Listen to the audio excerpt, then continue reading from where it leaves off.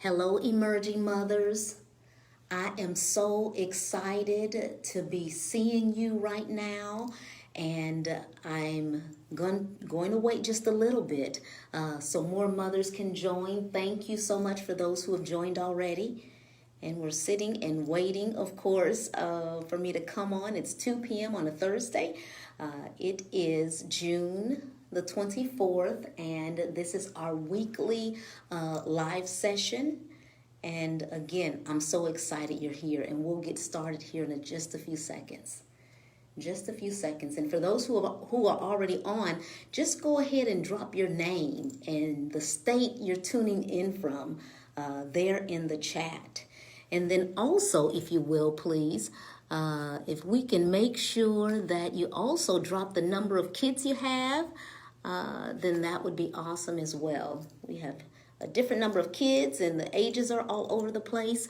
By the same token, I want to make sure that, yes, those are, of course, dropped in the chat. And this is an interaction session as well. So please feel free to just ask questions throughout the session, and I will make sure that I answer those questions, and we will go from there.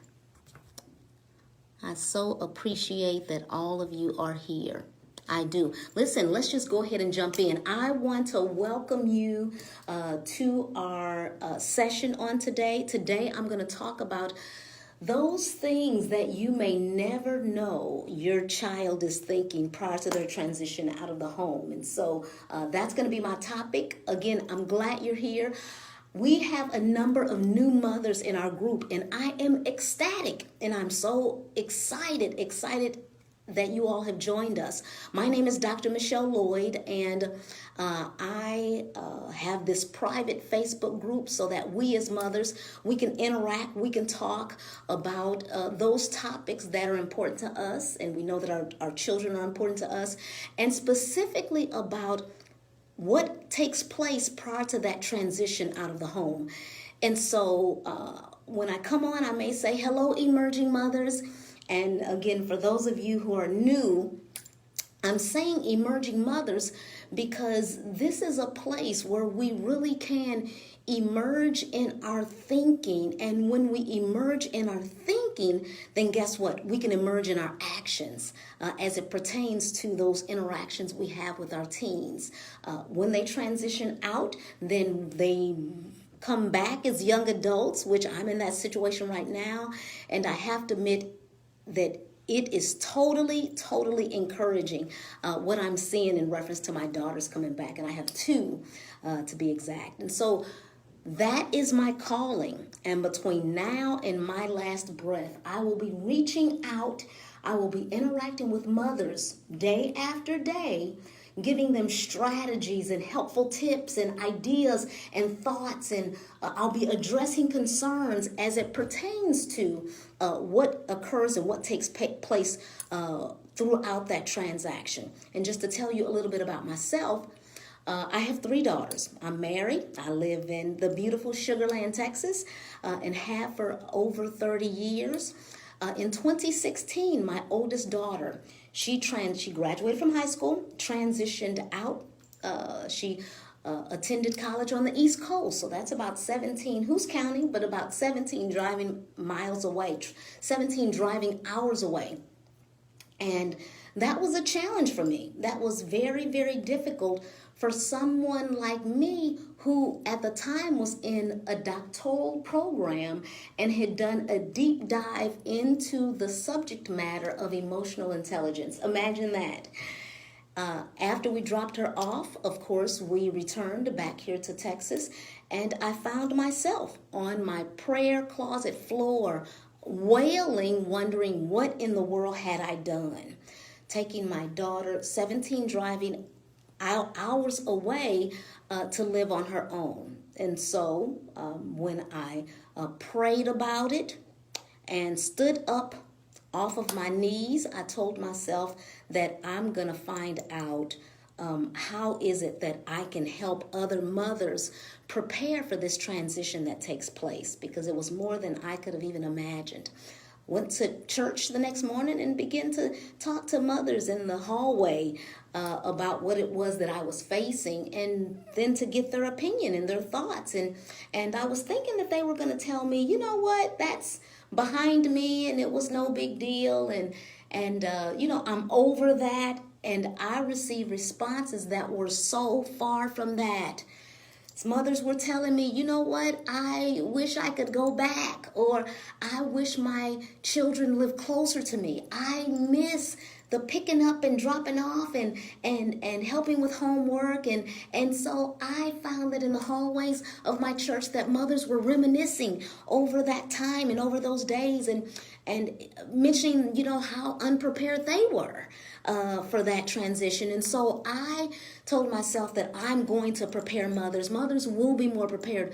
Will it still be a pull when that teen transitions out of the home? Yes, it will be. But by the same token, there will be a confidence that will be built, and there will be a preparedness that will be established prior to that transition, so that when the transition occurs, then, as opposed to having all of those feelings about who am I, and this empty nesting, and this whole, I didn't have a plan.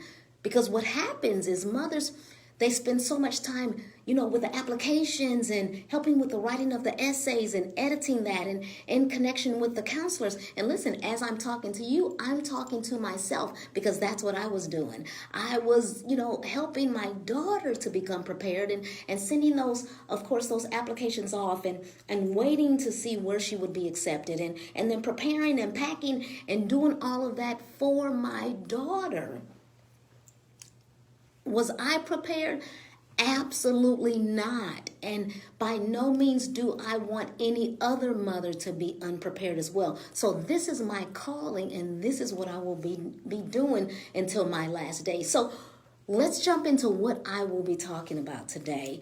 What teens are really thinking, however, they may never, ever express it. And I'm going solely off of what I've experienced with my daughters. Now that one has graduated and she's back in Texas now, but will be this next transition will be transferring back over to the East Coast because she's already landed a position. My second daughter, of course, she will be doing school after her graduation in December, on December 18th. And so this is what I have learned. This is what I know.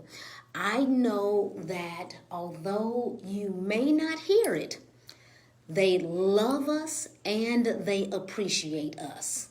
Mark my words, mothers, they do. I've come to realize that separation, and a number of teens, they separate differently from their parents when they're heading off to the college campus, the military, or simply residential independence. There is a mental disconnect before there is a physical disconnect. So prior to me dropping my daughter off on the college campus, there was a little tension between her and I. And I honestly believe that she was already there on the campus before we dropped her off. We sensed from her actions that she was ready to go. It seemed as though she could not wait to leave. And so when we dropped her off, of course, we stayed just maybe a day longer than we should have. I would encourage mothers, if I had a chance to do it all over again, it would be good if it were a turnaround trip, or maybe just a day as opposed to 2 days or so. We said our goodbyes. It was emotional. I shared with her just our family values, how she was raised, gave her some words of wisdom, because I'm all about dropping some gems and tossing some tips, and then we departed. And thinking back, I'm unable to imagine just the stress and just all of what she felt that she was about to encounter. However, I want you to know, mothers, that they love us and they appreciate us. I've heard that so much while she was there, and then also now that she's back as well. Secondly, prior to that transition, there are concerns There are concerns because they have no idea what to expect. And the interesting thing is that we can talk to them all day long about our undergrad experience, our experience while during grad school. You know, I've talked to my daughters, and they've watched me even during my doctoral studies and all the writing and all the late night and all of those different types of things. We can talk to them about our experiences, but will those be their exact experiences? Maybe not. I started back in school in the 80s, in the mid 80s, then grad school in the early 90s. And so things have changed just a little bit since then and now. And so we're facing some new levels of things that our children are facing on today. So they're concerned about that. You know, especially if your son or daughter has come from a household where the family sits and eats dinner on a nightly basis. And we're going from that closeness and that advice being right there to there being a distance. Away with dinners, looking for someone to have dinner with. I know my second daughter mentioned, you all cannot drop me off here and leave me until I've found some friends. So you all are going to need to stay here until I have found some friends. And my second daughters are social butterflies. So it's about the friends. And we love that she has friends. You know, she also has that, you know, over a 3.5 as well on the college campus. So she's rocking and rolling, and we could not be more excited. And so, but that's what she told us. And so there's a concern about what to expect, just so you know that, number two, because of course the lifestyle changes. You know, they're accustomed to knowing maybe what's going to happen on the weekend with the family. They have no idea what's going on now. While they're on the college campus or the college campus they're about to experience, they have no earthly idea what their weekends will be like. They'd like to spend time with someone, but they have no idea. So that number two. Number three, they are borderline. I know mine were already overwhelmed by just what is to be expected. You know, will I be accepted by my profs? Will my classmates, will I fit in? Will my roommate, will we get along? I was just on the phone with a mother just the other day, and there was some issues between her daughter and the daughter's roommate, and she was trying to advise and coach throughout that, and that's something else. You know, being there for our children and making sure that we're being a coach as opposed to a cop.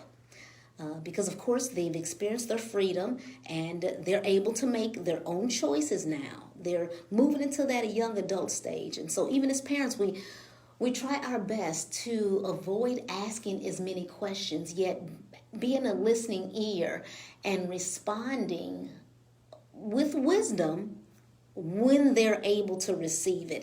It's a balancing act, if you will. I mean, we all, it's almost like we've signed up for the circus, because we're walking a rope. And so they're uncertain, you know, and, you know, curious about this academic load, and then also what to expect from a social perspective as well. They are wanting to just you know, embrace what's to be provided, but by the same token, am I able to handle it, is what they're thinking and what they're asking themselves. Strategies such as these, and to address the previous tips that I've just offered.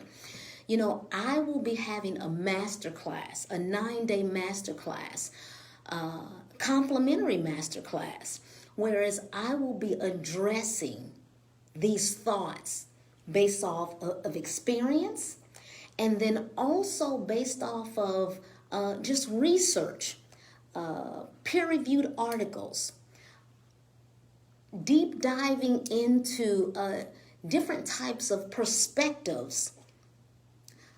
I've brought all of that together, and placed it into a 9-day masterclass. And I'd like to get this information to you. Whether your son or daughter has transitioned out already, or whether they're still in the household, I'd like you to be prepared. And then also,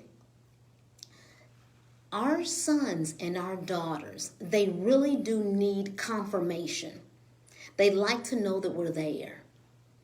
The very first year my daughter was off at school, of course, we made sure we were there for homecoming, parents' weekend, because there's just a sense of assurance that they feel in that closeness, whether it's location, whether it's mentally, they like to know that we're there.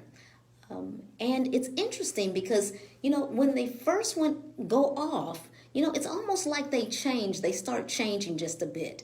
At first they knew it all. And then as time goes on, they realize, how did my parents become so wise all of a sudden? They begin to see on the outside of our front door exactly what we may have been telling them all along. And so they need that confirmation. From the very beginning, I'll tell you this, mothers, I encouraged, I motivated, I inspired my daughters to just reach high, all the way up, all the way. I wanted them to dream big. My sorority sister and the former president of Liberia, she said, Ellen Sirleaf Johnson, she mentioned, if your dreams do not scare you, they simply are not big enough. And so as I encouraged my oldest daughter to reach for the skies, yes, she chose a field that I knew nothing about, engineering. Did she struggle within her years? Yes, she did. But came out with the degree, as many of you know, because of course I took you all to the graduation. I'm so excited that you all were able to experience that with us.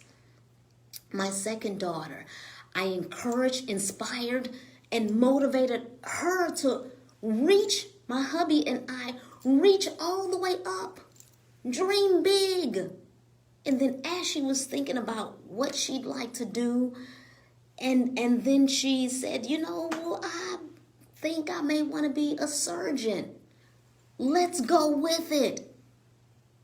She's an undergrad. I just mentioned she graduates in December. She wants to go into medicine. She's worked at a hospital, of course, transporting. That is her zone. She is in her field. So here it is, she's looking for medical schools now to apply so that she can be a surgeon. So mothers, I'm saying this to say, please be there. I know that you will. Encourage, inspire, motivate.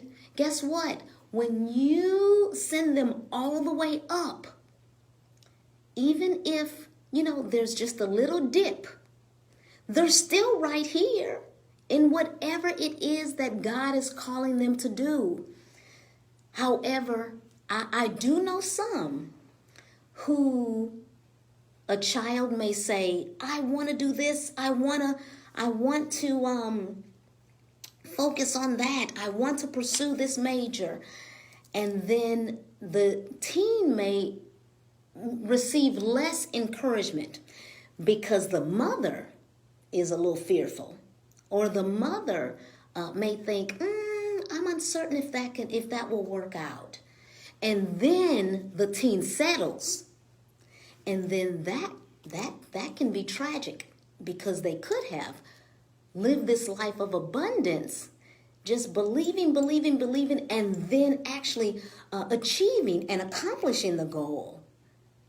Then that's where a child can feel like, oh my goodness, I did this, then maybe I can do something else, or maybe I can go higher, I can reach further, I can just move outside of this box and move and shake and really, live the life I'd like to live.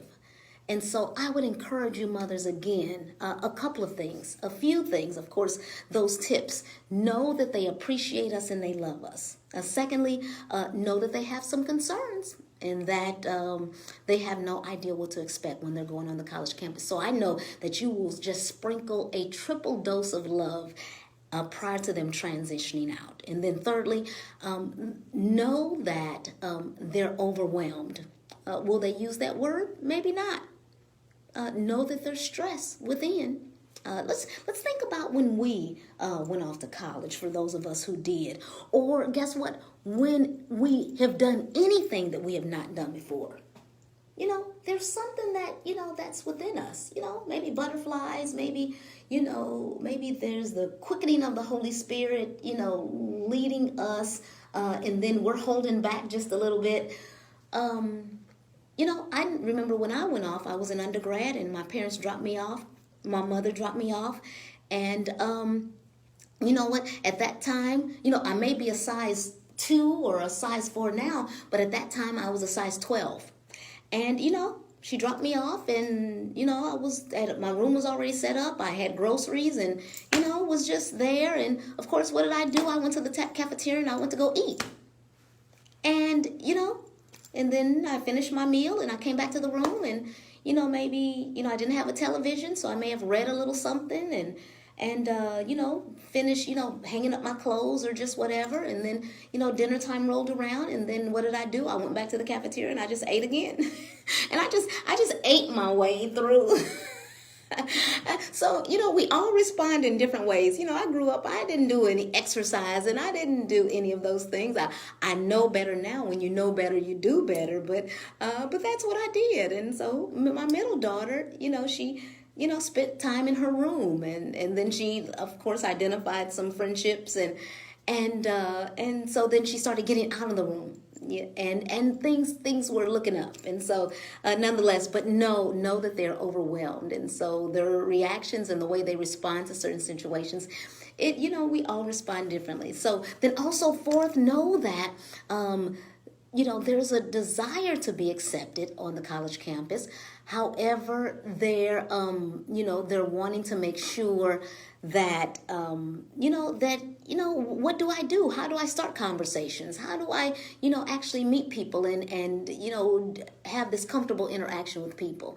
So they desire to be accepted. And then last but not least, they desire confirmation and assurance from you that things will be okay. They'd like to be, of course, encouraged towards their dreams and their goals. So again, I know that you'll do that and all will be well. Again, the 9-day masterclass, it starts on July the 5th through the 13th. You will want to register. You will want to register. For those who have yet to join our Facebook community, look up Emerging Mothers. Please request to join. We'll allow you in, and the link is right inside of our Facebook page that will allow you to register for our upcoming masterclass. Listen, I want to just give you these tips. I want to give you these gems so that prior to your teen transitioning off, and some of you have multiple kids, some have already transitioned off, but you still have some who are there at the house. And I'd like to, of course, talk to you as well so that these questions are answered and these strategies are given and these solutions are provided to those questions and concerns so that you will still know who you are even after they have left. You will have all types of ideas about what you can do now as an empty nester, because guess what? There's life. There's life after the kids leave. And I'll tell you this, although we still have this 13-year-old who's still at the home, you know, it's interesting because now that all three of mine are home, just temporarily for my older two, but my third one is there, you know, it's so funny that, you know, I have hesitated in adjusting my schedule because I know that they will be going back off. And so it'll be us three left, my hubby, myself, and my 13-year-old daughter. But my older daughters, they're calling me like, where are you? And, you know, dinner's ready. And, you know, I thought you were coming right home. And what do you have going on today? And so they're all of There are all of these questions. It's so interesting how the tables have turned, and here it is. I'm trying to remain out of their way, and here it is. They're like, and we've scheduled a trip. My hubby and I. Here it is.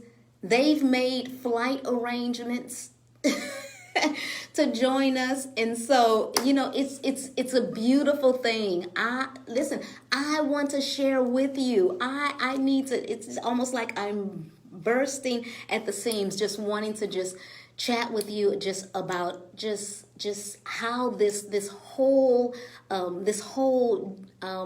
dynamic has worked for me.